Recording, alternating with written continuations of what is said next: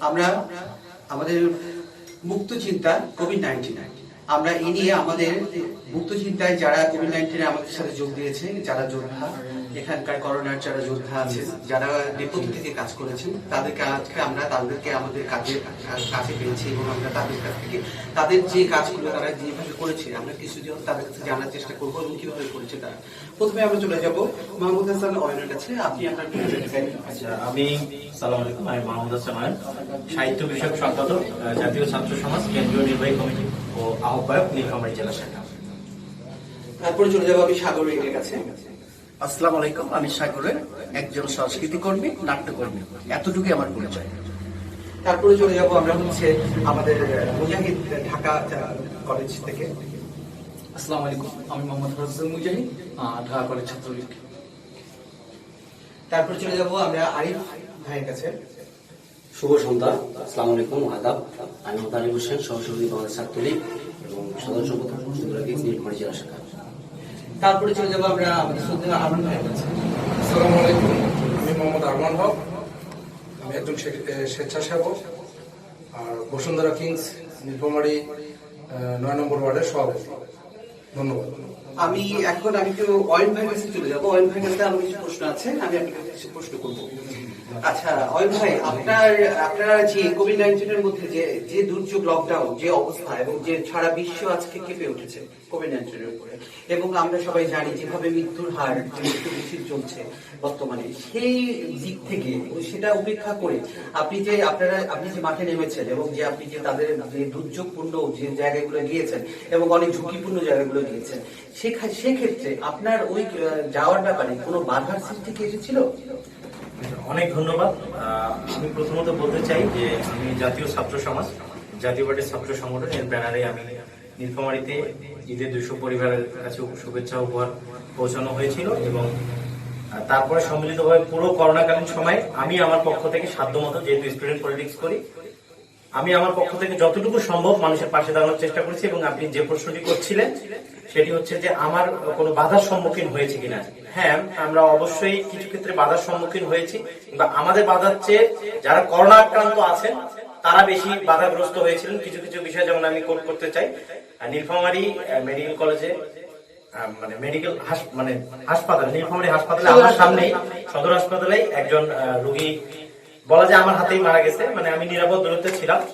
তো খুব হৃদয়বিদারক দৃশ্য যে যিনি মারা গেছেন তার ছেলে সকাল থেকে আমাকে ফোন দিচ্ছিলেন যে আমার বাবা খুব শ্বাসকষ্টে আক্রান্ত, আমি হাসপাতালে নিয়ে যাব, এরকম আমি কোনো অপশন পাচ্ছি না। তখন আমি তাকে সিভিল সার্জন মহোদয়ের নম্বর দিলাম।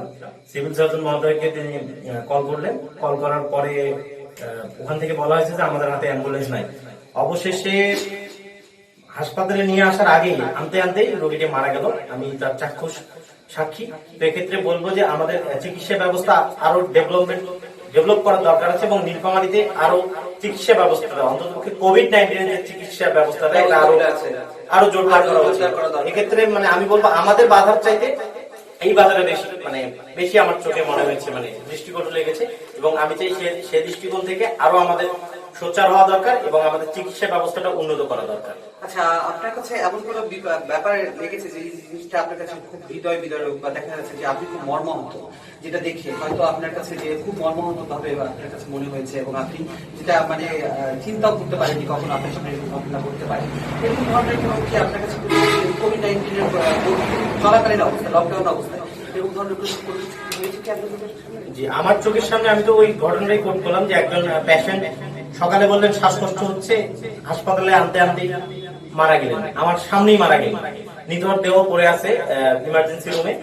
তো আমি যখন গেলাম তখন হাসপাতাল কর্তৃপক্ষ পুলিশকে কল করলো। ময়না তদন্ত তো হবার এখানে সুযোগ নাই, যেহেতু সবাই আমরা জানি মোটামুটি কোভিড-19 আক্রান্ত রোগী আর কি আমরা ধারণা করেছিলাম। পরবর্তী সেটা ঠিক হয়েছিল আমাদের ধারণাটা। আমার চোখের সামনে লোকটা একদম নিথর দেহ পড়ে আছে এবং ডক্টররা তার পুলিশকে ইনফর্ম করেছে বা ক্রাইটেরিয়া গুলো আছে সেগুলো সলভ মেনটেন করছেন। তো আমার কাছে হৃদয় বিদারক লেগেছে। আর একটি বিষয় আমি কোট করতে চাই, সেটি হচ্ছে যে ডোমার কি ডিমলায়, সম্ভবত ডোমারে আমরা জানি কিছুদিন আগে ঝড় হয়েছিল, কালবৈশাখী ঝড় হয়েছিল। সেই ঝড়ে ডোমারে এক অসহায় পরিবার, বৃদ্ধ দম্পতি, এমনিতে তো করোনা সিজন, তারা অসহায়, তার উপরে তাদের ঘরের চাল উড়ে গেছে আর কি, ঝড়ে আর কি।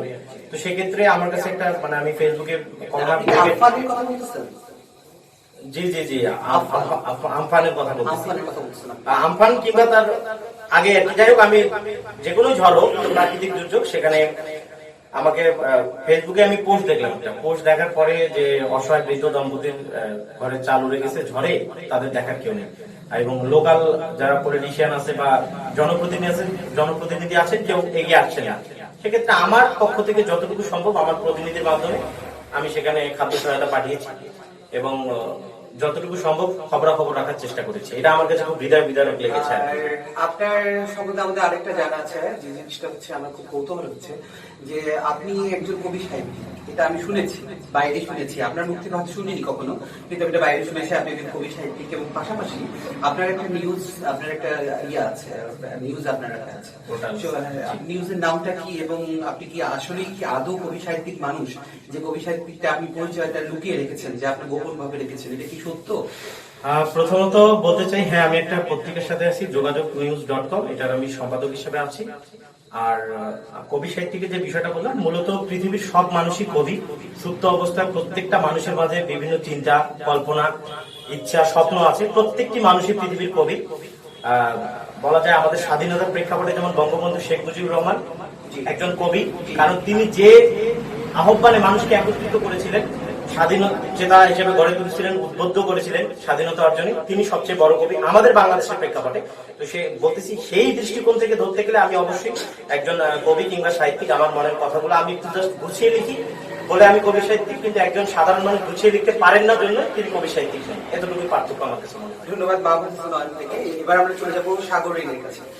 আমি যতদূর জানি সাগরিন একজন সাংস্কৃতিক কর্মী এবং সে একজন নাট্যকার। সে ঢাকাতেও আমি শুনেছি, আর কোভিড-19 যখন শুরু হয়েছিল সে ঢাকাতেও অনেক কাজ করে এসেছে যারা কোভিড-19 উপরে, এবং নারীর টানে সে ছুটে এসেছে নীলফামারী।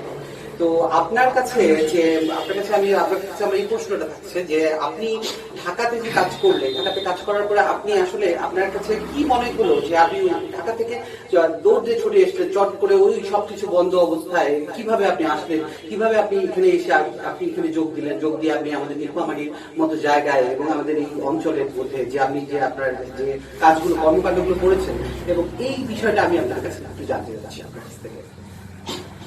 অসংখ্য ধন্যবাদ বাবুদাম থেকে। আপনি অনেক চমৎকার একটি প্রশ্ন করেছেন, যে প্রশ্নটা করা জরুরি অনেকের।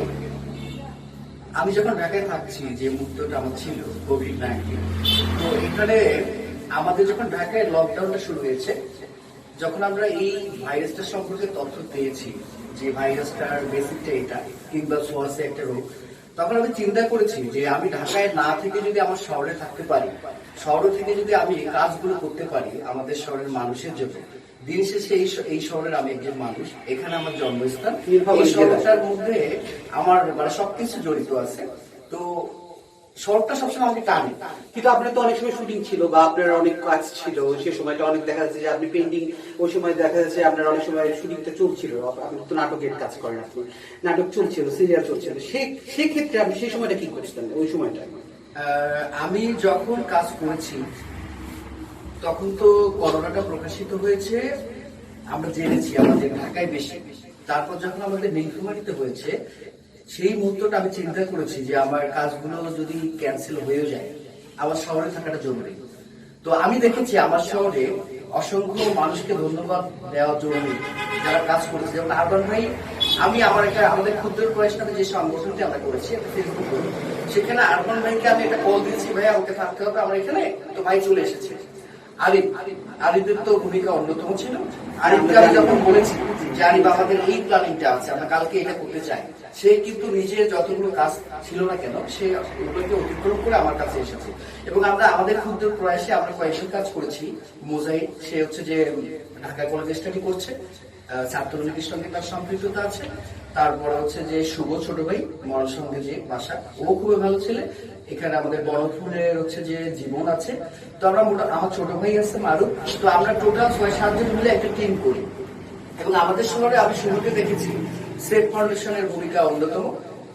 স্বপন ভাইকে আমি সবসময় সেলুট জানি সেই কারণে। তারপর হচ্ছে আমাদের রয়্যাল নীলফামারিয়ান, তারা খুব ভালো করেছে।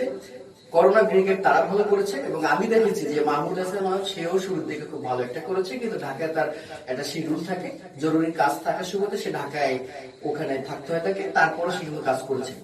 মানে আমি দেখেছি আমাদের শহরের মানুষগুলোর অভাব অনটন কতটুকু। আমরা যখন 150টা প্যাকেট খাবার দিতে যাই, আনন্দ ভাই জানেন, ওই মুহূর্তে আমরা লাইন মেনটেন করতে পারিনি।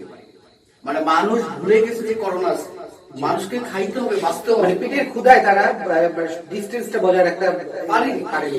পারেনি এবং আমরা তো নিজেই হচ্ছে যে খুব একটা অর্থনৈতিকভাবে সচ্ছল নই। জি। কারণ আমার পকেটের অবস্থা খুব ভালো না, আমি একটা দরিদ্র পরিবারের সন্তান, এটা সত্য।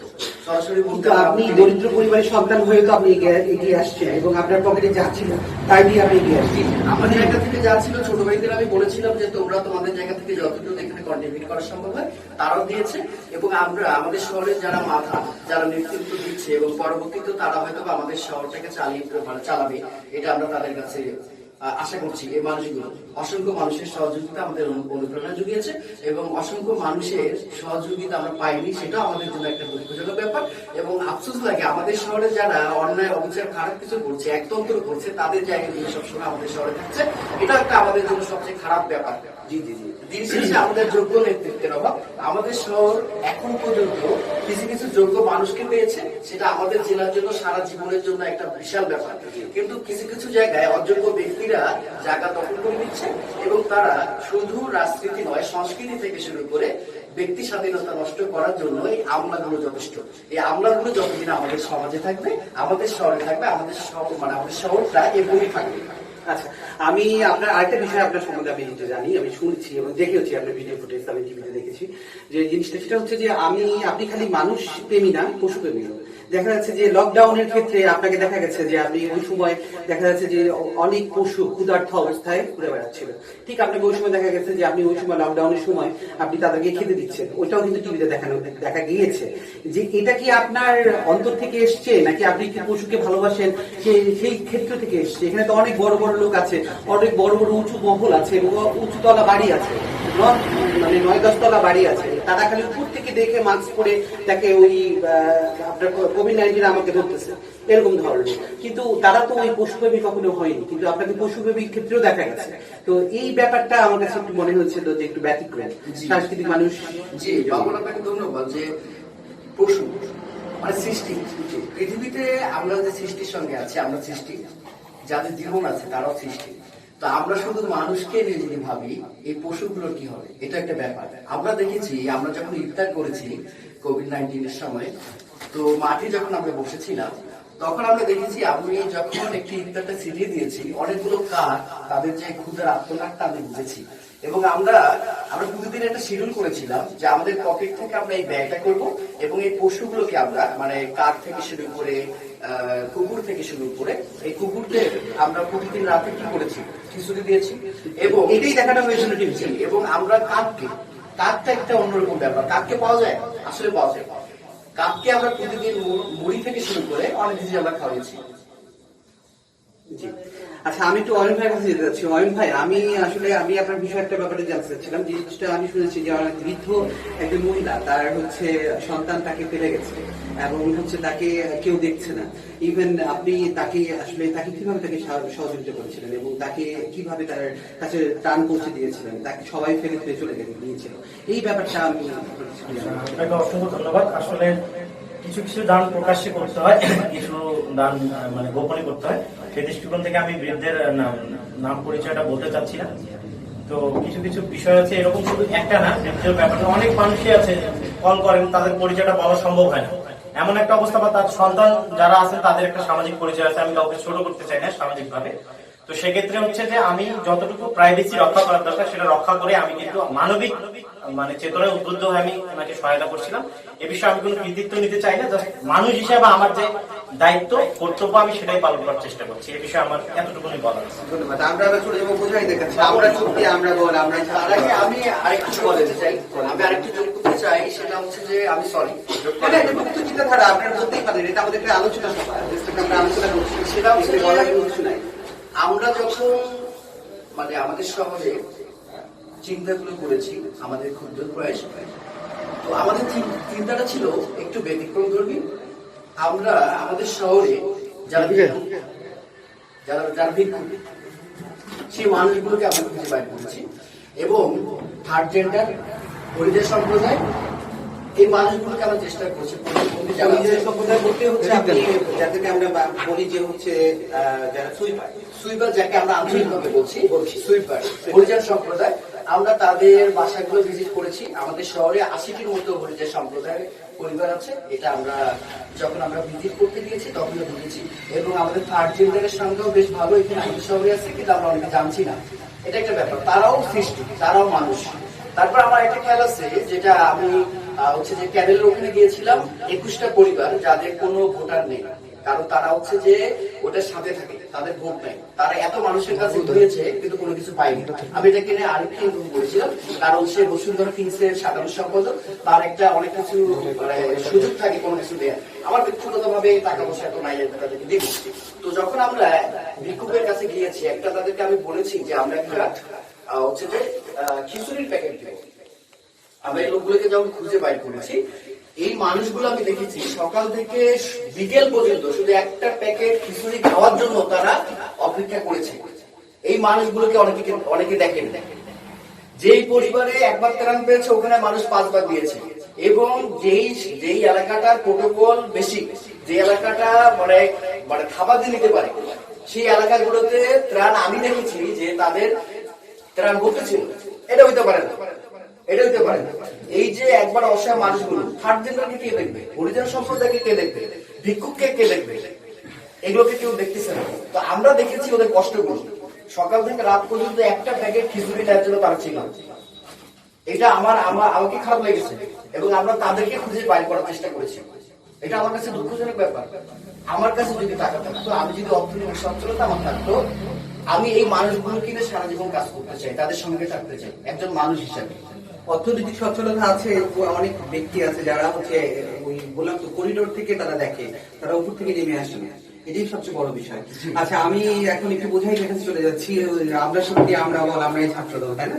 তো উনি একজন ছাত্র হিসাবে আপনি যে কাজগুলো করেছেন তার মধ্যে আপনি আপনার উল্লেখযোগ্য কিছু কাজ করেন, কি কাজ করেছেন আপনি? আলহামদুলিল্লাহ।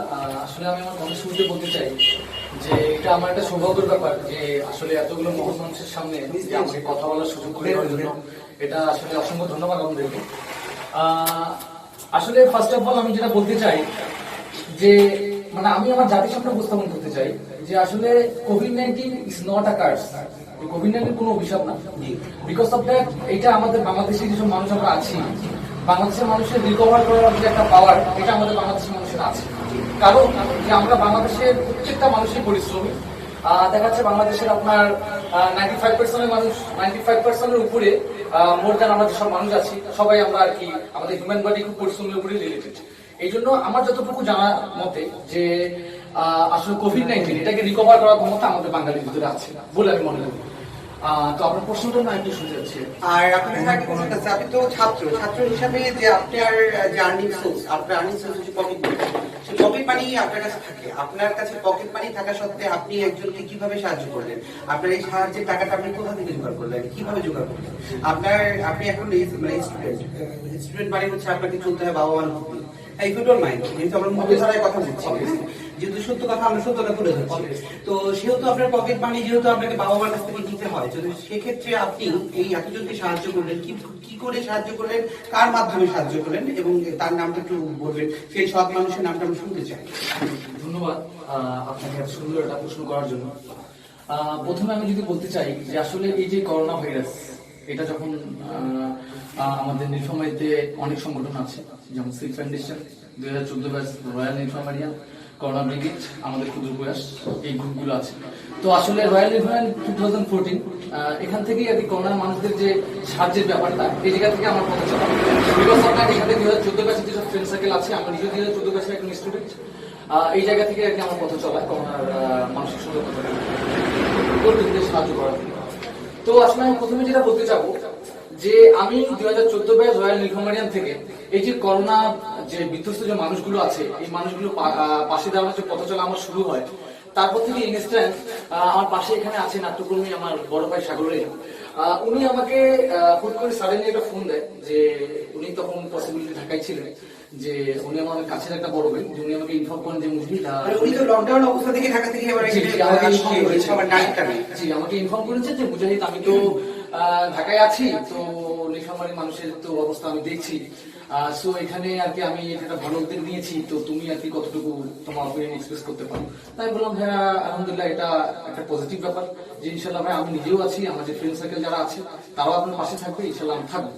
তো আসলে আমরা এই যে করোনায় যে মানুষের সাহায্যের যে ব্যাপারটা, এটা আমি অ্যাজ এ স্টুডেন্ট হিসেবে ফলো যেটা করেছি, যে বিভিন্ন সংগঠন আছে, যে বড় বড় অনেক অনেক সংগঠন আছে, সংগঠন থেকে তো নিচ্ছেন। আমি বলতে চাচ্ছি যে আপনার কাছে কি এরকম ধরনের কোনো রিজন আছে যে আপনি কোথাও গেছেন, যে তার কাছে আপনি তাকে বলছেন যে আপনি একটু আমাকে সাহায্য করেন, আমরা 10 জনকে সাহায্য করতে পারি এরকম ভাবে, এরকম ধরনের কাছে মানে কারো কাছে বিত্তশালীর কাছে গেছেন যে এরকম ধরনের যাওয়ার পরে আপনাকে মনে করে যে সে ডিসাইডেড করে বা আপনাকে বললো যে না আমি সাহায্য দেব না, এরকম ধরনের কি কোনো আপনি এরকম ধরনের ট্রাভেলিং কি করেছিলেন কখনো? আপনি কি এরকম ধরনের কিছু আপনার কি অভিজ্ঞতা আছে কি? অবশ্যই আপনাকে অসংখ্য ধন্যবাদ। আমি অ্যান্সারটা আপনাকে দিতাম, তার আগে আপনি কোশ্চেন করে ফেলেছেন, এই জন্য আপনাকে ধন্যবাদ জানাবো। ফার্স্ট অফ অল আমরা যখন করোনা, যেহেতু আমি ছাত্র, জি অবভিয়াসলি এই যে করোনায় মানুষকে ত্রাণ দেওয়ার যে ব্যাপারটা, এটা অ্যাজ এ স্টুডেন্ট হিসেবে আমার পক্ষে কিন্তু কখনোই পসিবল না, আর বিকজ অফ দ্যাট আমি নিজেও একজন দায়িত্ব পরিবারের একজন সন্তান। সেই জায়গা থেকে আর কি আমরা 10 থেকে 15 জনের একটা গ্রুপ করে আমরা নীলফামারীর যেসব এজুকেটেড যে পার্সন গুলো আছে, এই মানুষগুলোর সামনে আমরা দাঁড়িয়ে দাঁড়িয়ে এক কথায় আপনি বলতে পারেন যে ডোর টু ডোর আমরা নক করি। তো ডোর টু ডোর নক করে দেখা যাচ্ছে আমি কিছু মানুষের খুব পজিটিভ আউটপুট পেয়েছি, যে ওরা বলছে না তোমরা ক্যারি অন করো, এটা অনেক খুব ভালো উদ্যোগ, আমি আমার জায়গা থেকে যতটুকু দেওয়া সম্ভব আমি I will try my best, এরকম আর কি বলেছে তারা। কিন্তু কিছু জায়গা অন দ্য আদার হ্যান্ড আমি দেখেছি যে নীলফামারী জেলার ভিতরে তিনি একজন ভিআইপি পার্সন তালিকায় পড়ে, যে কোনো জায়গায় তাকে একজন সমাজসেবক হিসেবে আমি চিনি, যে কোনো কারণবশত আমি তার নাম প্রকাশ করতে চাচ্ছি না। তো গুটি কয়েক কিছু সেভারাল পার্সেন্ট কিছু মানুষকে দেখেছি যে এই মানুষগুলো আপনারা কেন নাম প্রকাশ করতে চান না? কারণ আপনারা কোভিড-19 এর যোদ্ধা, আপনারা এই যুদ্ধ করতে যে আপনারা এত বড় বড় আপনারা যে আপনাদের জীবনের ঝুঁকি নিয়ে আপনারা এগিয়ে গেছেন, তো এই অল্প বয়সে আপনি এগিয়ে গেছেন, তো আপনারা এই যে বিত্তশালীর মধ্যে আপনাদেরকে যে ডিসাইডেড করতেছে এই বর্তমানে, সে তো তাকে মানুষ বলে মনে করি না, সে তো মানুষ না, সে তো অমানুষ। আমার কাছে এটা মনে হয়। ধন্যবাদ। ঠিক আছে, কারণ আপনি একজন স্টুডেন্ট হয়ে তার কাছে গেছেন, যে আপনার মনে করেন যে আপনি তার কাছ থেকে বলছেন যে আমরা সবাই মিলে এই উদ্যোগ নিচ্ছি, তাদেরকে দিচ্ছি, তো সে তো মানবতার ক্ষেত্রের দিক থেকে করতে পারে এরকম ধরনের। তো আমরা মুক্ত চিন্তাধারায় আমরা তাদের নামও বলতে পারি, কোনো সমস্যা নাই, ডোন্ট ওয়ারি। ঠিক আছে, অন্তত আমি এক্ষেত্রে আমি রিস্ক নিতে পারি, নো প্রবলেম। আপনার যদি সমস্যা থাকে তাহলে আপনি নাম বলেন। ঠিক আছে, আমি বলবো যেটা সেটা হচ্ছে যে এখন নাম বলতে গেলে যেটা হয় আমাদের ছোট শহর এমনিতেই তো 50,000 গ্রুপে আমরা নিজেরাই যে সঙ্গ নিয়ে লাইব্রেরি করি, আমাদের সঙ্গের মধ্যে জেলা চলছে, একে অন্যকে দেখতে পাচ্ছি না, ভালো চাচ্ছি না, এটা হয়, সেটা আমি প্রতিটা মুহূর্ত ফেস করছি। এবং আমরা যখন এটা নিয়ে কথা বলতে যাব, নাম সরাসরি বলতে যাব, এই শহরের মানুষগুলো দিন দিন আমলাদের চিনছে, দিন দিন কিন্তু আমলাদের রূপগুলো প্রকাশিত হচ্ছে। এটা আজকের কাল আমাদের নাম বলার প্রয়োজন নেই, এই আমলারাও আমাদের এই যে অনুষ্ঠানটাও তারা বুঝবে। তো এত বলার কিছু নাই, এত বলতে গেলে আমাদের নিজেদের মধ্যে একটা ঝামেলা হয়ে যাবে, ছোট শহর, এটা দরকার। ধন্যবাদ সাগর ভাইকে, যে খুব সুন্দর কথা বলেছেন, আর আপনাকে অসংখ্য ধন্যবাদ যে আপনি এই যে একটা সাহসী মানে বীর যাকে বলা হয়, যে বলবীর তুমি ন্যূনতম অংশীর, যে কথা আপনি কথা বলা শুরু করেছিলেন, এটা এজ এ মানে সাহসী মানুষ হিসেবে আপনি খুব সুন্দর কোশ্চেন করছেন। তো আসলে মানে সাগর ভাই যেটা বললো যে আসলে আমরা ছোট শহরের মানুষ, আর আমি যে কথাটা বলবো, যে অ্যান্সারটা দিব, এটা আসলে তাদের কাছে অটোমেটিক ভাবে চলে যাওয়ার কথা, যেহেতু আমরা ছোট শহরের মানুষ। তো আসলে সব থেকে বড় যে ব্যাপারটা, যে আমরা এই যে ছোট শহরের মানুষগুলো, যে এই যে আমি তার দ্বারে গিয়েছি যে আমরা এই উদ্যোগ গ্রহণ করেছি, একটু যদি আপনি আমাদের একটু সহযোগিতা হাত বাড়াই দেন। আর আমাদের ক্যাপশন ছিল যে ক্ষুধার পৃথিবী, ক্ষুধার্ত আমি নিজেও ক্ষুধার্ত, আরেক ক্ষুধার পৃথিবী। তো এই জায়গা থেকে আমরা 10 থেকে 15 জন একটা কমিটি করি, এখান থেকে যদি আপনি সহযোগিতা হাত বাড়াই দেন তাহলে আমরা আর কি সামনে আগে যাবো। তো ও মানুষগুলো অ্যান্সার ছিল এরকম যে আমি দিতে দিতে নিজেই হয়রান হয়ে গেছি, নিজে হয়রান হয়ে গেছি, আমার পক্ষে পসিবল না, এটা সেটা। তো আসলে আমাদের এই যে আমাদের ক্ষুদ্র ক্লাস গ্রুপটা, সাগরেন ভাই এখানকার অ্যাডমিন মেন উদ্যোক্তা, উনি ওনার সাহসে কিন্তু পথে এগিয়ে চলা। আর আরিফ ভাই এখানে আমাদের যে কালেকশনের যে ব্যাপারটা টাকা, এটা আরিফ ভাই মানে ইন্টার রিলেটেড ভাবে পাশে আছেন, জি উনি অনেক হেল্প করেছেন, উনি হেল্প করেছেন। তো আসলে আমি যে আমাদের ক্ষুদ্র ক্লাস গ্রুপে যে আমরা মানুষদেরকে ত্রাণ দিই, গরিব মানুষদেরকে, এখানে আমাদের একটা মেসেজ, আমি সাগর ভাইকে বারবার বলছি ভাইয়া, মানে ত্রাণ দিয়ে যে ত্রাণ দিয়ে আমাকে হাইলাইট হবে, এটা আমার কাছে মুখ্য উদ্দেশ্য না। আমার কাছে মুখ্য উদ্দেশ্য হচ্ছে যে এই যে ক্ষুদ্র প্রয়াস গ্রুপটার মাধ্যমে আমরা গরিবদেরকে ত্রাণ দিচ্ছি, এটা জাস্ট একটা মেসেজ যেন আমাদের নীলফামারী যেটা ছোট লোক আছে এদের কাছে যেন যায়। যে মেসেজটা কি, যে এই ছেলেগুলো একজন দরিদ্র পরিবারের সন্তান হওয়া সত্ত্বেও গরিব মানুষের পাশে দাঁড়াচ্ছে, আমরা কেন পারবো না? এটা কিন্তু একটা পথবিকারী। আপনার বয়স কত এখন? আমার 24 ইয়ার্স চলছে। 24 ইয়ার্স চলছে। আমি আপনার এই বয়সে আপনার এত বড় চিন্তাধারা, তো আমি আপনাকে সেলুট করি, ঠিক আছে? এত সুন্দর চিন্তাধারা, সেলুট করি। এখন আমরা চলে যাবো একটু, আমরা এখন বর্তমানে চলে যাব আমাদের শ্রদ্ধেয় যে আমাদের আছেন ভাই আছেন, আমাদের আরিফ ভাই, যে আমাদের মধ্যমণি একজন, যে আমাদের নীলফামারীর বর্তমানে যে কোভিড-19 এর উপরে যেভাবে ঝাঁপিয়ে পড়েছে, আসলে তার কথা না বললেই নয়। তো আমি তার মুখ থেকে কিছু শুনতে চাই। আপনার বর্তমানকার উপলব্ধি কি হচ্ছিল যখন আপনি কোভিড-19 আক্রান্ত লোকদের কাছে যখন গিয়েছেন, পৌঁছানোর পরে, যখন এত রিস্ক, যখন বিশ্ব স্বাস্থ্য সংস্থা থেকে বলা হচ্ছে যে আপনারা স্বাভাবিক দূরত্ব বজায় রাখুন, আপনারা কোভিড-19 এতজন মারা গেছে, স্পেন, যুক্তরাষ্ট্র, বিভিন্ন জায়গা থেকে এভাবে আক্রান্ত মারা যাচ্ছে, লাশের পর লাশ, লাশের নিচে, আপনারা সেসব উপেক্ষা করে আপনারা সেই আমাদের সেই বঙ্গবন্ধু সেই মুক্ত বাণী ছিল, এবারে সংগ্রাম, মুক্তির সংগ্রাম, এবারে সংগ্রাম, স্বাধীনতা সংগ্রাম, সেই সংগ্রামের মতো আপনারা তার কন্যা বঙ্গবন্ধু শেখ হাসিনা, আমাদের যে মাননীয় প্রধানমন্ত্রী শেখ হাসিনা, কন্যা শেখ হাসিনার কথা শুনে আপনি যে ঝাঁপিয়ে পড়েছেন, তো আপনার এই যে ঝাঁপিয়ে পড়াটা, এটা কি আপনার অন্তর থেকে আপনি ঝাঁপিয়ে পড়েছেন, আর আপনাকে বাধ্য করেছেন ঝাঁপিয়ে পড়তে? ধন্যবাদ ভাইকে। এখানে যখন করোনার এটা প্রাদুর্ভাব শুরু হয়ে যায় বাংলাদেশে, তো এই মুহূর্তে আসলে আমি যতটুকু কাজ করেছি, আমার বিবেককে জাগ্রত হয়েছে।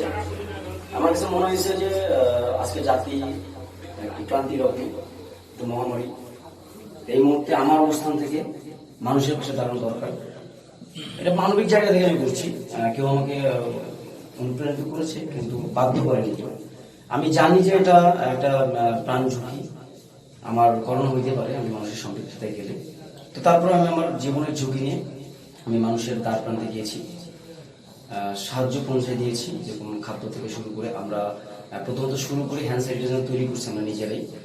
আমি শাহীপাড়া করোনা সার্ভিসের সাথে ছিলাম, তারা প্রথমত হ্যান্ড স্যানিটাইজার তৈরি করে, তারপর মানুষকে সচেতনতা তৈরি করে। প্রথম থেকে উদ্যোগটা এরকম ছিল। আমরা সচেতনমূলক লিফলেট দিয়েছি সবাইকে সচেতন হওয়ার জন্য, যে হাত ধুতে হবে, করোনার যে লক্ষণগুলো আছে লক্ষণগুলো মেনে চলতে হবে। তারপরে তো আমরা দেখলাম যে লকডাউন, মানুষ ঘর বন্ধ, তখন মানুষের তো খাবারের সমস্যা, তো এক্ষেত্রে আমাদের কি করবে, তখন মানুষের খাদ্য নিশ্চিত করার জন্য যার যতটুকু সামর্থ্য ছিল সহযোগিতা করছি। তো আমরা মানুষের দ্বার প্রান্তে খাদ্য সহায়তা করেছি। ইভেন বসুন্ধরা কিংসের সাধারণ সম্পাদক ভাইয়ের সহযোগিতায় 15 দিন কন্টিনিউ পিক আপ নিয়ে সবজি বিতরণ করছি বিভিন্ন নীলফামারী জেলার বিভিন্ন জায়গায়। এটা কন্টিনিউ চলমান ছিল এবং রোদ বৃষ্টি ছিল, এমনও দিন গেছে যে এখানে বৃষ্টি হচ্ছে, প্রচুর বৃষ্টি। আমার রাত্রে শিডিউল হয়ে গেছে, যেমন কালকে ওই জায়গায় যেতে হবে, মেসেজ হয়ে গেছে। সো বৃষ্টিকে উপেক্ষা করে আমি ভিজে চলে গেছি ওখানে মানুষের দ্বারে। তো আসলে আমি একজন বাংলাদেশ ছাত্রলীগ নীলফামারী জেলা শাখার একজন ক্ষুদ্র কর্মী। বাংলাদেশ আওয়ামী লীগ এর ভাতৃপ্রতিম সংগঠন বাংলাদেশ ছাত্রলীগ, বঙ্গবন্ধু কন্যা মাননীয় প্রধানমন্ত্রী দেশরত্ন শেখ হাসিনার যে নির্দেশ, এখানে বাংলাদেশ ছাত্রলীগ কেন্দ্রীয় সংসদের মাননীয় সভাপতি জনাব আনাইয়ান খান জয় এবং বিপ্লবী সাধারণ সম্পাদক লেখক ভট্টাচার্যের নির্দেশক্রমে আমি কাজ করেছি। আমাদের নির্দেশগুলো আমরা যেভাবে মেসেজ পেয়েছি, আমি আমার জায়গা থেকে, আমার অবস্থান থেকে আমি কাজ করার সুযোগ পেয়েছি, করেছি। আপনার কাছে আমার একটা প্রশ্ন আছে, সেটা হচ্ছে কি যে আমরা যেটা জেনেছি, আমরা শুনতে পেরেছি, যেটা সেটা হচ্ছে যে আপনাকে দেখা যাচ্ছে যে অনেক দেখা যাচ্ছে ছিন্নমূল মানুষ, তারা হচ্ছে কোনো ত্রাণ পাচ্ছে না, বা তারা হচ্ছে কোনো সাহায্য পাচ্ছে না, তারা হচ্ছে যে দেখা যাচ্ছে অবহেলিত অবস্থায় পড়ে আছে। সেক্ষেত্রে আপনাকে দেখা গেছে যে তাদের পাশে যে আপনাকে দাঁড়াতে, এবং আপনি তাদের পাশে গেছেন এবং তাদেরকে আপনি ত্রাণ পৌঁছে দিয়ে আসছেন। যে এটা কি আসলে আপনি তাদেরকে খুঁজে বের করছেন, নাকি আপনি তাদেরকে যে ছিন্নমূল প্রাণী যারা, ছিন্নমূল ব্যক্তি যারা ছিল, এখানে তো অনেকই বড় বড় নেতা আছে, অনেক বড় বড় তো কর্মী আছে যারা অনেক বড় বড় ভাষণ দেয়, যে যখন আমার ভোট যখন আমার সামনে আসে, তখন হচ্ছে যে আমি আপনাদের জন্য মুখ করবো, তমুক করবো, করবো, সে করবো, অথচ কাজের বেলা দেখা যাচ্ছে তারাই আগে ঘরের মধ্যে ঢুকে বসে থাকে। তারা বাড়ি থেকে কুকুর লাগাই দিয়ে ত্রাণ যখন নিতে আসে, কুকুর লাগাই দিয়ে পিঠা দেয়। ঠিক আছে, এরকম ধরনের ঘটনা নীলফামারীতে ঘটেছে। তো এই ছিন্নমূল প্রাণ মানে ছিন্নমূল মানুষগুলো যে ছিল এদেরকে একত্রিত করে যে আপনি যে প্রাণটা কিভাবে দিয়েছিলেন, এটা কি করে আপনি বুঝতে পারলেন এবং কিভাবে জানলেন আপনি? আসলে এই ক্ষেত্রে আমি আপনার সাথে একটু কিছু শেয়ার করতে চাই যে আসলে এগুলি খুঁজে বের করতে হয়েছে। আসলে ডোর টু ডোর যে মানুষ তো ঘরবন্দি, শুধু মানুষ তো বেরোতে পারছে, মানুষ তো কর্মবিমুখ মানুষ, ঘরবন্দি মানুষ। তো আমরা চিন্তা করলাম যে আসলে একদম নিডি ঘরবন্দি মানুষের মধ্য থেকেও তারা তাদেরকে পরিত্যাগ করছে, পরিত্যাগ করছে, তাদেরকে এক পাশে ফেলে দিচ্ছে, এক ঘরে করে রাখছে। সেখানে আপনি কিভাবে ঢুকলেন? সেখানে এটা রাতের অন্ধকারও হইতে পারে। আমি কিছু জায়গায় গিয়েছি, যেটা আমি গোপনেও গিয়েছি, আবার প্রকাশ্যেও গিয়েছি, যেগুলো গোপনে গিয়েছি। এবং আমি একটা কথা না বললে নাই, যেটা হচ্ছে যে আমি যখন আমার কার্যক্রম যখন চলমান ছিল, তখন আমাকে আমার নিজস্ব ফেসবুক পেজ আছে, সেখানে আমার মেসেঞ্জারে আমাকে অনেকে নক করেছে, তার সমস্যার কথা আমাকে বলছে। আমি তাদের কথাগুলো হাইড করছি, কারণ সামাজিক জায়গা থেকে। এবং আপনি যেটা বলছেন যে সিন্নভূমি, যাদেরকে সমাজ একটা আলাদা করে দিয়েছে, এই মানুষগুলোকে খুঁজে বের করে নিয়েছে। যেরকম প্রতিবন্ধী, তো শারীরিকভাবে অসুস্থ, তারপরে আপনার থার্ড জেন্ডার যেটা হিজড়া, আমরা যেটা বলি বাংলা থেকে, তাদের কাছে আমরা আমি পৌঁছে দিয়েছি, এটা রাতের অন্ধ করে দিয়েছি এবং মানুষের জনসংযোগে প্রকাশ করে দিয়েছি। তারপরে যেটা হয়েছে, আমাকে গোপন করতে বলছে যে ভাই প্লিজ আপনি আমার নাম প্রকাশ করবেন না, প্লিজ আপনি যদি পারেন আপনার অবস্থান থেকে আমাকে একটু সহায়তা করবেন। আমি চলে গেছি, আমার হৃদয় জাগ্রত হয়েছে, এবং আমি আর ঠিক থাকতে পারিনি। আমি রাতের অন্ধকারে চলে গেছি, যতটুকু আমার সহায়তা করা। যেমন আমাদের অয়ন ভাই যেমন একটা বৃদ্ধ মানুষকে দেখা যাচ্ছে যে তাকে খাইয়ে দিয়ে আসছে, ঠিক আছে, তাকে হচ্ছে তার সেবা যত্ন করে দিয়ে, তার সন্তান যেখানে করার কথা ছিল সেখানে না করে সে করে দিয়ে আসছে। এটা একটা অনেক বড় একটা ব্যাপার। কিন্তু কই এখানে তো কোনো বড় বড় নেতারা কই আগে আসেনি, ওই বড় বড় যারা বড় বড় ভাষণ দেয় মাইকে, যারা বড় বড় সেমিনার করে, যারা বড় বড় ইয়াকে করে, কই তাদের তো দেখলাম না। জাতির আজকে ক্লান্তির অগ্নি, আজকে একটু দুর্যোগপূর্ণ একটা সময়, মহামারী যেটা, মহামারীর সময় নিজেকে বাঁচানোর জন্য যে মানুষের যে নিজেকে বাঁচতে হবে, এরকম একটা সচেতনতার জায়গা। তো আমার কাছে মনে হচ্ছে নীলফামারী জেলার একটা ক্ষুদ্র একটা শহর, আমরা সবাইকে চিনি, পরিচিত একটা শহর। তো এখানে আমাদের সংসদ মাননীয়, আপনি মাননীয় প্রধানমন্ত্রী ডাকে তো গিয়েছেন। হ্যাঁ অবশ্যই, তো তারাও তো মাননীয় প্রধানমন্ত্রী ডাকেই তো কাজ করছে। হ্যাঁ, এখানে আমাদের 2 আসনের মাননীয় সংসদ সাবেক সাংস্কৃতিক মন্ত্রী আসিজুমান নূর, ওনার নির্দেশ ক্রমে এখানে একটা টিম কাজ করেছে। তারপর আমাদের পৌরপিতা জনাব দেওয়ান কামাল আহমেদ, পৌরসভা, উনিও কাজ করেছেন, ওনার একটা টিম ছিল। আমি দেখেছি, উনি নিজেই হাট বাজারে গিয়েছে, মানুষের সচেতন করার জন্য গিয়েছে, আমি দেখেছি, কাজ করেছে। তারপরে এখানে নীলফামারীতে শিশির সুন্দর যারা কাজ করেছে, যেরকম তাদের কথা না বললে নয়, এখানে সেফ ফাউন্ডেশনের ওনারা কাজ করেছে, ওনার পার্টিও কাজ করেছে এবং পজিটিভ, সবাই পজিটিভ একটা ইয়ে করছে। করোনা ব্রিগেড কাজ করেছে, শাহীপাড়া করোনা সার্ভিস কাজ করেছে, এখানে ক্ষুদ্র প্রয়াস, এখানে নীলফেরি সাহিত্য পরিষদ কাজ করেছে, আরো কেউ কাজ করেছে। হ্যাঁ, মেধা, সময়, অর্থ, যাই হোক যেটুকু পারছে। এবং আমি একটা কথা অ্যাড করতে চাই, আমাদের নীলফামারীতে করোনাকালীন সময় কাঠামোবদ্ধ যে সার্ভিসটা আর কি প্ল্যান করার বিষয়ে কাজ সবচেয়ে বেশি সফল করোনা ব্রিগেড থেকে করে। আমি এই জন্য মানে এই লাইভের মানে এই অনুষ্ঠানের মাধ্যমে তাদেরকে একটা ধন্যবাদ দিতে, কারণ তাদের প্রত্যেকটি কাজ কাঠামোবদ্ধ ছিল, প্ল্যানিং অনেক সুন্দর। তো এখানে আমি একটা কথা বলতে চাচ্ছি যে সাগর যখন আমাকে বলে, তখন আমি বললাম যে সাগর প্রথমে বললো যে তার ক্ষুদ্র একটা ফেসবুক পেজ, তো ওখান থেকে তারা শুরু করতে ছিল একদম সিন্নিমূল, একদম সমাজের নিম্নবর্ত, একদম যাদেরকে দেখতে পাচ্ছে না, কেউ নিজেরাই বাঁচতেছে না, এই মানুষগুলোকে কি একদম ছিন্নমূল জায়গায় সুবিধা বঞ্চিত যারা, একদম সেটা এতিম হইতে পারে, হিজড়া গোষ্ঠী ছিল সেখানে। তো আমার তার যে কনসেপ্টটা, তার যে মাথার মধ্যে যে ব্রেইনটা আসছে, যে এরকম একটা আইডিয়া, তো এই আইডিয়াকে আমি স্যালুট জানাই। সাগর একজন নাট্যকর্মী, সে উদীয়মান, তার জন্য আমার শুভকামনা রইল। সে অনেক হার্ড ওয়ার্ক, সবাই সবার অবস্থান থেকে। তো সাগর আমরা দেখছি, সাগর মনোযোগ। আচ্ছা বন্ধু, একটা করা যায় যে বিভিন্ন জায়গায় তো হাত ধোয়ার যে জায়গা করে দিয়েছে, সেখানে সাবান দেখতে পাচ্ছি না, তো সাবানটা জরুরি ছিল। আমরা আমাদের জায়গা থেকে আমরা সাবান বেঁধে দিয়েছি, প্রত্যেকটা জায়গায় দিয়েছি, এটা বলেছি। তারপর সাগর নিজের থেকে খাদ্য সহায়তা করেছে। এই যে ইফতারের ব্যাপারটা, মানে দীর্ঘ 1 মাস সিয়াম সাধনা করেছে, সবাই রোজা ছিল। আমাকে আমি খুব হৃদয় দ্বারা করছে, আমার হৃদয় স্পর্শ করছে যে আমি রোজা আছি, আমি সেহরি করতে পারিনি, আমি আজকে রোজা আছি, আমি সেহরি করতে পারি। আমার খুব মানে আমার কান্না চলে আসছে। আমি ওই মুহূর্তে যদি আমার সম্ভব হইতো যাওয়ার ওনার কাছে, আমি যেতে পারিনি। পরের দিন সকালবেলা ওনার সাথে দেখা হয়েছে। এটা আমি গোপনে গিয়েছি, আমি অনেক জায়গায় গেছি গোপনে, এটা আমি প্রকাশ করিনি। এবং আমার ফেসবুকে আমাকে মেসেঞ্জার অনেকে নক করেছে যে ভাই দিতে হবে, আমি আমার জায়গা থেকে করেছি। ধন্যবাদ। যে আসলে আমরা আমাদের অনুষ্ঠানের শেষ পর্যায়ে চলে এসেছি এবং আমাদের হঠাৎ করে বিদ্যুৎ বিভ্রান্তির কারণে আমাদের অনুষ্ঠানটা একটু হয়ে গেছে, কিন্তু তারপরে আমরা থেমে থাকবো না। আমরা কোভিড-19 যোদ্ধা, তো যোদ্ধাদেরকে নিয়ে যেহেতু কাজ করছি, তো তাহলে আমাদের যোদ্ধাদের মধ্যে আমাদের একজন যার নামটা আমরা না বললেই নয়, যে হচ্ছে আমাদের যে কর্মী যে সবসময় আমাদের স্পটে কাজ করেছে, সে আমাদের স্বেচ্ছাসেবক লীগের একজন আমাদের আরমান ভাই। যে আরমান ভাইয়ের কথা না বললেই নয়। তো আরমান ভাই, আপনার সম্বন্ধে আমি যা যা জানি, আমি যা যা শুনেছি যেসব বিষয়গুলো, যে বিষয়গুলো হচ্ছে যে আপনি প্রতিটা ঘরে ঘরে প্রতিটা জায়গায় গিয়ে এবং আপনার দেখা যাচ্ছে যে আপনি ঘরের দরজা নক করে আপনি তাদেরকে ত্রাণ পৌঁছে দিয়ে আসছেন, এবং আপনার কাছে যে ত্রাণগুলো এসছে, আপনি যে ত্রাণগুলো যে কোন উদ্যোগের মাধ্যমে আপনার এই ত্রাণগুলো আপনি পেলেন, আপনার ত্রাণ পৌঁছানোর পরিমাণটা অনেক বেশি ছিল। ঠিক আছে, যে জিনিসটা আমরা শুনছি যে আপনি অনেক বেশি মাপের ত্রাণ পৌঁছে দিয়ে এসেছেন, যেখানে দেখা গেছে যে অনেক জায়গায় মুসুরির ডাল অল্প ছিল, আপনার কোনো মুসুরির ডাল ছিল, তেল ছিল, হ্যান্ড স্যানিটাইজার ছিল, সাবান ছিল এবং 10 কেজি করে চাল ছিল। এই যে আপনার যে এত ত্রাণগুলো আপনি দিয়েছেন, যে এটা আপনি কিভাবে দিলেন? ধন্যবাদ আপনাকে। আসলে কোভিড-19 করোনার সময় আমরা যে কাজগুলো করছি, বেসিক্যালি এটা আসলে আমরা আমাদের জায়গা থেকে করছি যে কিছুক্ষণ আগে সাগর বলছি যে জাস্ট একটা মেসেজ পৌঁছানো। তো আমাদের উপর মহলে আমার আত্মীয় স্বজন, আমার বড় ভাই বোন, হ্যাঁ, তারা তো অনেকে বিভিন্ন বিভিন্ন জায়গায় আছে। আমার বড় আপা যেমন আছে কক্সবাজারে, উনি প্ল্যান ইন্টারন্যাশনালে আছে, ঠিক আছে, উনি ক্যাম্পে কাজ করে, রোহিঙ্গা ক্যাম্পে আছে। তো আপাকে বলছে আপা এই ধরনের হেল্প করতে হবে, হ্যাঁ।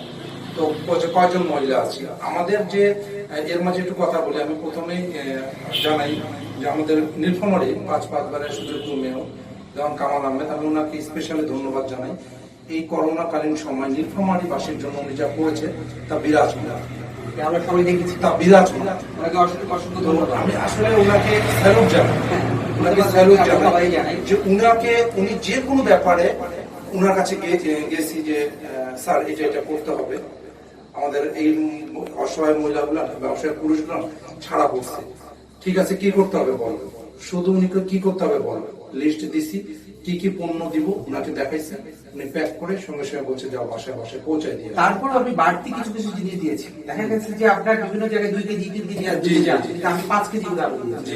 তারপর দেখা তেলের বোতলে দেখা গেছে আপনি 1 লিটার করে তেল দিয়েছেন, মুসুর ডাল দিচ্ছেন 2 টিন করে, সাবান দিচ্ছেন, এবং কি আপনার হ্যান্ড স্যানিটাইজার দিচ্ছেন, এবং তাদেরকে হচ্ছে আপনার আরো জিজ্ঞেস করছেন যে হচ্ছে যে আপনাদের আরো কিছু লাগবে কিনা, এবং একবার না একাধিকবার আপনি দিয়েছেন। আসলে এই যে আপনার উদারতা, এটা আপনার আসলে কিসের দিক থেকে আপনার আসলে? না, এটা হচ্ছে যে আমি আবারও বললাম যে আপনাকে প্রথমে বলেছি যে আমার বড় বোন, প্রতিটা বড় বোনে জব করে, ঠিক আছে।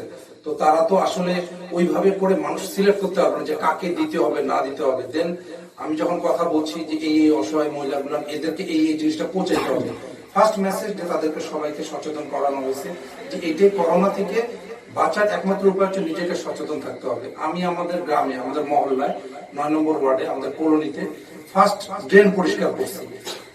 সমস্ত এলাকার যুব সমাজটাকে নিয়ে আমরা ড্রেনের যে মাটিগুলো আটকায় থাকতো, সে মাটিগুলো তুলে নিচে ঘাড়ে করে আমরা একটা গর্তে যা ফেলে দিয়ে আসছি। ইভেন ওইটার সাথে দেখা যাচ্ছে আমরা কেরোসিন তেল দিচ্ছি, তারপরে ব্লিচিং পাউডার দিয়ে দিচ্ছি, এই কাজগুলো করছি। আর যে আপনি যে কথাটা বললেন যে অতিরিক্ত জিনিসটা দেখা যাচ্ছে 2 কেজি ডাল দিচ্ছে, যেখানে যাওয়ার কথা ছিল 1 কেজি, আসলে এটা হচ্ছে ফ্যামিলি মেম্বার, যার যেরকম ফ্যামিলি মেম্বার, দেখা যাচ্ছে এক ফ্যামিলি মেম্বারে 4 জন সদস্য, কিন্তু আরেকজন পরিবারে 8 জন সদস্য, তাদের তো খেতে অনেক বেশি লাগে, তো সেই অনুপাতে তাদেরকে বেশি দেওয়া হয়েছে। আচ্ছা, এই যে আপনার আরিফ ভাই যে আছে, আপনার আরিফ ভাইয়ের কি সাথে কি কোনো স্মরণ করলো বা তার সাথে কি কোনো জায়গায় যুক্ত ছিল? শিওর। আমি তো আপনি ধন্যবাদ আপনাকে, আপনি বললেও আসতাম এই প্রসঙ্গটাতে। আরিফ এবং সাগর, তারপরে আমাদের অয়ন, ওরা যতটুকু হেল্প করছে আমাকে ওদের অবস্থান থেকে। আরিফকে তো আমি স্পেশালি ধন্যবাদ জানাই। আরিফ তোমাকে হ্যান্ড স্যানিটাইজারের যে কথাটা বললেন সেটা আমাকে আরিফই দিয়েছে, যে ওর ওখান থেকে সে ব্যাকআপ দিচ্ছে। ব্যাকআপ দেওয়ার পরে সে বলছে ভাই আপনার লাগবে, আপনি নিয়ে যান। আমি ওটা নিয়ে আসছি। তারপরে ঈদের সময় ছোট ছোট বাচ্চাদেরকে ঈদের কাপড় আমি ধন্যবাদ জানাই আরিফ তোমাকে, যে আরিফের কারণে আরিফ আমাকে কিছু লিস্ট দিয়েছিল, স্লিপ দিয়েছিল, যে এই ভাইয়া আপনি আপনার 9 নম্বর ওয়ার্ড থেকে, 9 নম্বর ওয়ার্ড থেকে মোটামুটি 30টা নাম তাকে দিচ্ছি। সেই বাচ্চাগুলো ওদের এইবার ঈদের যে অবস্থাটা গেছে তাদের অবস্থান ছিল না যে তারা ঈদের কাপড় কিনবে, কিন্তু আরিফের কারণে সেই বাচ্চাগুলো নতুন নতুন কাপড় পরতে পারছে। তো আমি এই জন্য বসুন্ধরা কিংসের আমাদের রুশো ভাইকে ধন্যবাদ জানাই। ঠিক আছে, আমাদের নীলফামারী জেলার রুশো ভাইকে, উনি যথেষ্ট হেল্প করছে। আচ্ছা, আপনার সম্বন্ধে আমার আরেকটা জিনিস জানা আছে, সেই জিনিসটা হচ্ছে যে করোনাকালীন গর্ভবতী যে অবস্থা যে যারা যে ছিলেন একজন, আমি একজন মহিলার হসপিটালের মাধ্যমে জানতে পারছি যে একজন গর্ভবতী মহিলা তার লাস্ট মান্থ ছিল, সে সময় সে তার হাজবেন্ডের পাশে ছিল না, অনেকেই ছিল না। সে সময় আপনি কিভাবে তাকে আপনি সাহায্য করলেন এবং তার যে গর্ভকালীন যে অবস্থা ছিল সেটা আপনি কিভাবে করেন? আপনি না বললেও কিন্তু দেখেন আমাদের কাছে খবর কিন্তু চলে আসছে, এটা কিন্তু আপনি কোনো কাউকে বলেননি, তারপরে কিন্তু আমরা কিন্তু জানতে পারছি ভিডিও থেকে। যেহেতু এটা মুক্ত খোলা আলোচনা, সেহেতু আমি আপনাকে প্রশ্নটা করতে বাধ্য হলাম। ঠিক আছে, যে আপনি একজন গর্ভবতীকে সাহায্য করেছেন এবং তাকে নিয়ে গেছেন হসপিটালে এবং তার যাবতীয় খরচ আপনি দিয়ে দিচ্ছেন। আসলে এই বিষয়টা আপনার কাছে আমি আদৌ সত্য কি মিথ্যা আমি জানছি। আসলে এইটা হচ্ছে আমাদের 9 নম্বর ওয়ার্ডে আমাদের কলোনিতে একজন ভাড়াটে ছিল। তো আমি একদিন সকালে বের হয়েছি, মোটরসাইকেল রাখছি, ওখানে চা খাচ্ছি। তো ঠিক সেই মুহূর্তে ছোট মেয়ে এসে ওই দোকানদারকে বলতেছে যে আঙ্কেল আমাকে 10 কেজি চাউল দেওয়া যাবে, বাকি আমার আব্বু পরে টাকা দিবে। তো ব্যবসায়ী বলতেছে যে না, দেওয়া যাবে। তখন আমি ওই বাচ্চাটা পিছিয়ে বাচ্চাটা কিন্তু চলে যাচ্ছে, তখন বাচ্চাটা পিছিয়ে গেলাম, যাই দেখলাম বাচ্চাটা একটা বাসায় ঢুকলো। দেন 5 মিনিট পরে আমি ওই বাসায় গেছি, যাওয়ার পরে আমি নক করার পরে ভদ্রমহিলা বের হয়েছে, উনি প্রেগনেন্ট, লাস্ট মান্থ চলতেছে। তখন আমি বললাম যে আসলে কিছু মনে করবেন না, ব্যাপারটা হচ্ছে যেরকম আমরা সবাইকে সহযোগিতা করতেছি, কিন্তু কিছু কিছু মানুষ কিন্তু ছাড়া পড়ে যাচ্ছে, আপনি কিন্তু তার মধ্যে একজন, আর এখানে লজ্জা পাওয়ার কোনো কিছু নেই।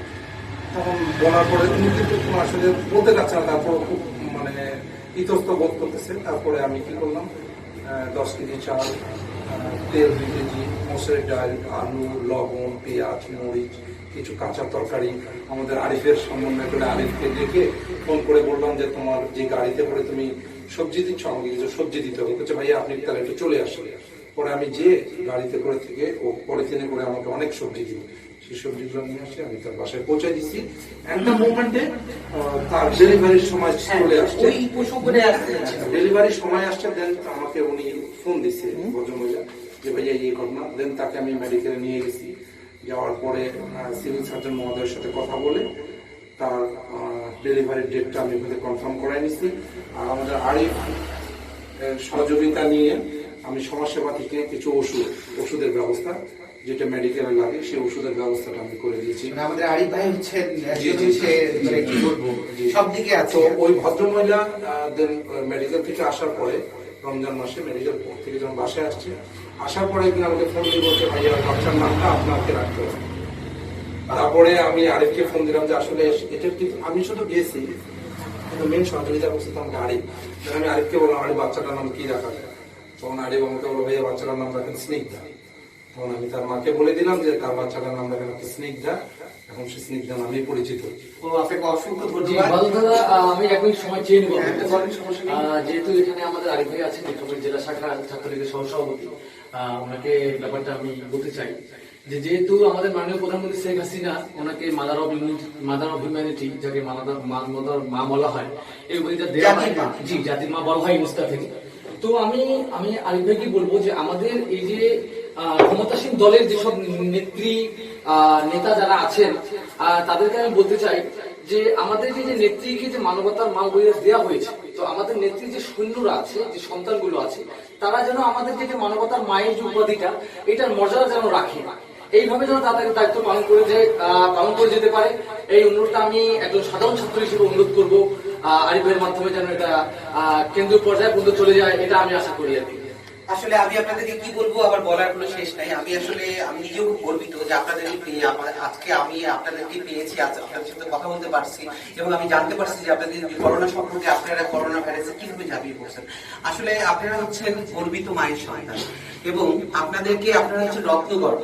তো এই যে আপনারা কোভিড-19 এর আপনারা এই যে যোদ্ধা, আপনারা যে কাজ করে যাচ্ছেন, আমি আপনাদেরকে আমার পক্ষ থেকে আমি আপনাদেরকে স্যালুট জানাই এবং আমি অবশ্যই আল্লাহর কাছে দোয়া করি, উপর আল্লাহর কাছে, যে আল্লাহ আমাদের সুদিন ফিরায় দিবে এবং আপনারা সবাই আবার যেভাবে আপনারা কাজ করছেন এবং আমরা আবার সবাই একসাথে আবার করবো এবং এই যে আপনাদের কাজের গতিটা, এই গতিটা আপনাদের অবশ্যই ঠিক থাকবে। কারণ এরকম সন্তানের, যাদের ঘরে সন্তান আছে তাদের ঘরে অবশ্যই সে বাংলাদেশ কখনো শূন্য হতে পারে না, বাংলাদেশ কখনো যুক্তরাষ্ট্রের মতো হতে পারে না, বাংলাদেশ কখনো অন্যান্য দেশের মতো, পাশ্চাত্য দেশের মতো হতে পারে না।